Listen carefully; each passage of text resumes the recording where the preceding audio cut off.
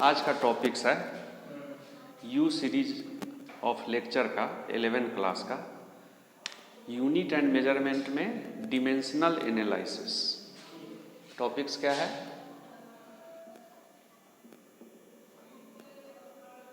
Dimensional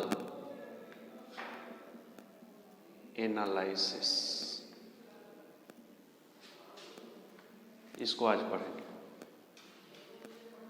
एक example से इस चीज़ को समझते हैं कि डिमेंशनल एनालिसिस क्या होता है। तो ज़रा देखिए, एक हम फार्मूला लेने जा रहे हैं। जैसे मान लीजिए कि फोर्स वर्क लिया W, तो W बराबर क्या होता है? Fs। फिर यह F बराबर क्या होता है? MAS। तो यह वर्क का जनरल फार्मूला हुआ। MAS इस वर्क का जनरल फार्मूला हुआ। ठीक है? क्यों यह जनरल फार्मूला हुआ? तो यह जनरल फार्मूला इसलिए हुआ क्योंकि यह एक्सप्रेशन फिजिकल क्वांटिटी में, the expression for a work is in mass, acceleration and नहीं डिस्प्लेसमेंट। एस का मतलब क्या होगा? डिस्प्लेसमेंट। इस डिस्प्लेसमेंट में है। तो जब एक फिजिकल क्वांटिटी का एक्सप्रेशन किसी अन्य फिजिकल क्वांटिटी के टर्म में हो तो उसको हम जनरल फार्मूला कहेंगे। लेकिन इस जनरल फार्मूला से यदि आपने m के जगह पे m लिखा, a के जगह पे LT इनवर्स स्क्वायर लिखा डायमेंशनल फार्मूला, और s के जगह पे l लिखा l, और इस l का गुना यहाँ कर दिया तो क्या हो जाएगा? l square. तो आपने इस जनरल फार्मूला से क्या निकाला? Dimensional formula. तो जनरल फार्मूला से डिमेंशनल फार्मूला आपने ऑब्टेन किया, तो इसको हम डिमेंशनल एनालिसिस कहेंगे। एक दूसरा एग्जाम्पल से समझते हैं। जैसे मान लीजिए कि पावर है। पावर बराबर क्या होता है? W/T। तो यह हुआ जनरल फार्मूला। तो आप जितने भी चैप्टर्स पढ़ेंगे 11 और 12 में, तो बारी से सारे कॉन्सेप्ट्स का एक फार्मूला आपके सामने आता रहेगा। वो सब जनरल फार्मूला होता है। लेकिन आपको उस जनरल फार्मूला से डायमेंशनल फार्मूला निकालने आना चाहिए। तो जैसे ये आपका एक जनरल फार्मूला है, तो इसका डिमेंशनल फार्मूला कैसे आएगा? इस वर्क का भी हमने निकाला, ML square T inverse square by T। अब यहाँ कुछ ऐसा करेंगे तो क्या हो जाएगा? ML स्क्वायर, इसका पावर 1 है, ऊपर जाएगा तो T-3।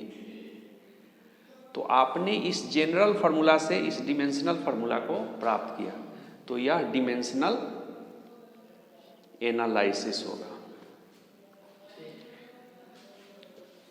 तो इसका मतलब क्या हुआ कि डिमेंशनल एनालिसिस क्या है? To obtain dimensional formula from general formula, उसको हम डिमेंशनल एनालिसिस करते हैं।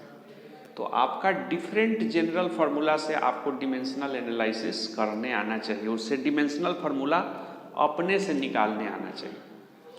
लेकिन यहाँ एक चीज़ और यहाँ ध्यान देने की बात है कि यदि ये जनरल फार्मूला था, जैसे W बराबर क्या है? MAS। अब यहाँ पे MAS में अगर इसका हम यूनिट डाल दें, ज़रा देखिए, M का मतलब क्या हुआ? kg। इस A का मतलब क्या हुआ? Metre second inverse square. और इस S का मतलब क्या हुआ? मीटर। तो यहाँ मीटर स्क्वायर हो गया। तो इस जनरल फार्मूला से आपने क्या प्राप्त किया? यूनिट प्राप्त किया, तो उसको हम यूनिट एनालिसिस कहेंगे। जनरल फार्मूला से आपने यूनिट प्राप्त किया, तो उसको आप क्या कहिएगा? यूनिट एनालिसिस कहिएगा। यहाँ जरा देखिए, ये है, ये जनरल फार्मूला है। इस जनरल फार्मूला से आप वर्क के जगह पे क्या लिखिएगा? kg metre square second inverse square. अब बाई क्या है? सेकेंड। तो आप इसको क्या लिखिएगा, kg metre square second inverse cube. तो जनरल फार्मूला से आपने ये यूनिट निकाला, तो इसको हम यूनिट एनालिसिस कहेंगे। तो जनरल फार्मूला से आप डिमेंशनल फार्मूला भी निकाल सकते हैं, तो उसको हम डिमेंशनल एनालिसिस कहेंगे। और जनरल फार्मूला से आप यूनिट भी निकाल सकते हैं, तो उसको यूनिट एनालिसिस कहते हैं। तो जितने भी आप चैप्टर्स पढ़ेंगे, 11 क्लास 12 क्लास जो भी बुक पढ़ेंगे, जो भी टाइप्स का फिजिक्स पढ़ेंगे, तो उसमें जितने जनरल फार्मूला होंगे उसका आपको यूनिट एनालिसिस करने आना चाहिए और डिमेंशनल एनालिसिस करने आना चाहिए। कुछ और एग्जाम्पल्स हम आपको शेयर करते हैं डिमेंशनल एनालिसिस का।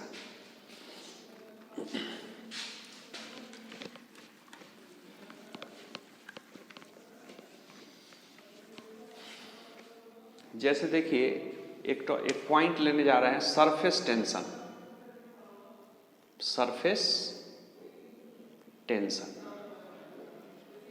इसका फॉर्मूला होता है F/L। क्या होता है? F/L। तो अभी ये कहा कि इसका डिमेंशनल फार्मूला क्या होता है? ml t इनवर्स स्क्वायर, और यहाँ बाई L है, तो इस L से L काट दीजिए तो mt इनवर्स स्क्वायर। तो ये आपका जनरल फार्मूला है, इससे आपने क्या किया? डिमेंशनल फार्मूला प्राप्त किया। तो इसको हम क्या कहेंगे? Dimensional analysis. जैसे एक और बताते हैं, V पोटेंशियल होता है, ये W/, क्या होता है? Q होता है, W/Q, वर्क बाई चार्ज। अब ये जनरल फार्मूला है किसका? पोटेंशियल का। अब इसका आपको डिमेंशनल एनालिसिस करना है, तो यहाँ कुछ नहीं, W का क्या हो गया? ml² t इनवर्स स्क्वायर, और Q का डायमेंशनल फार्मूला क्या हो? तो आप जानते हैं कि I बराबर Q/, क्या होता है? T। तो यह फंडामेंटल यूनिट होता है, Q फंडामेंटल यूनिट नहीं होता है। तो जब Q निकालिएगा तो Q बराबर IT, तो I का एम्पियर और T का T, तो AT। तो Q का डायमेंशनल फार्मूला क्या होगा? AT। तो यहाँ पे Q के जगह पे हमारा AT हो जाएगा। अब इसको थोड़ा सा कर दीजिए, तो कितना हो जाएगा? ml² t-3, और A ऊपर जाएगा तो A-1। तो ये डिमेंशनल फार्मूला किसका हो गया? पोटेंशियल का। तो इस तरह से पोटेंशियल का डिफरेंशियल फार्मूला निकाल देंगे। क्लियर है? देखिए, एक जानते हैं ओम्स लॉ।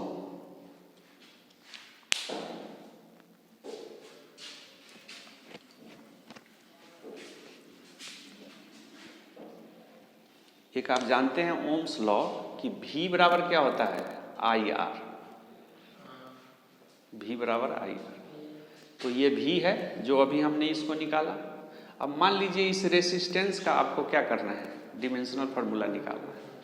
तो रेसिस्टेंस बराबर क्या हो जाएगा? V/I। तो V का डिमेंशनल फार्मूला यहाँ से आ गया, ml² t inverse Q A inverse, और फिर A आ गया, क्योंकि इस करंट का डिमेंशनल फार्मूला क्या होता है? A। तो ये कितना हो जाएगा? ये ऊपर जाएगा तो ml² t inverse Q A inverse square. इसे कुछ अगर आपको इस पोटेंशियल का फार्मूला न याद हो तो W/Q यहाँ डाल दीजिए। तो जैसे R बराबर क्या है आपका?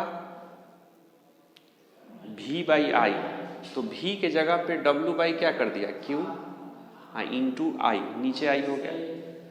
अब यहाँ W का आप बेसिकली याद रखिए फार्मूला, तो ये क्या हो जाएगा? ml² t इनवर्स स्क्वायर, और Q का AT, और फिर I का A।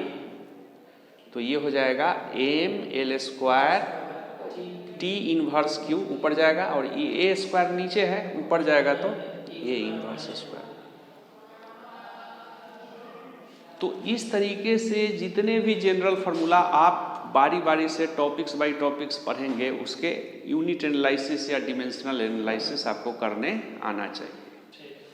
तो ये प्रोसेस है। 11th क्लास के एनसीईआरटी बुक में पीछे जितने भी 11 और 12 में जनरल फार्मूला हैं उसके लिस्ट दिए हुए हैं, तो आप उसका प्रैक्टिस कर सकते हैं। Do practice according to this guideline.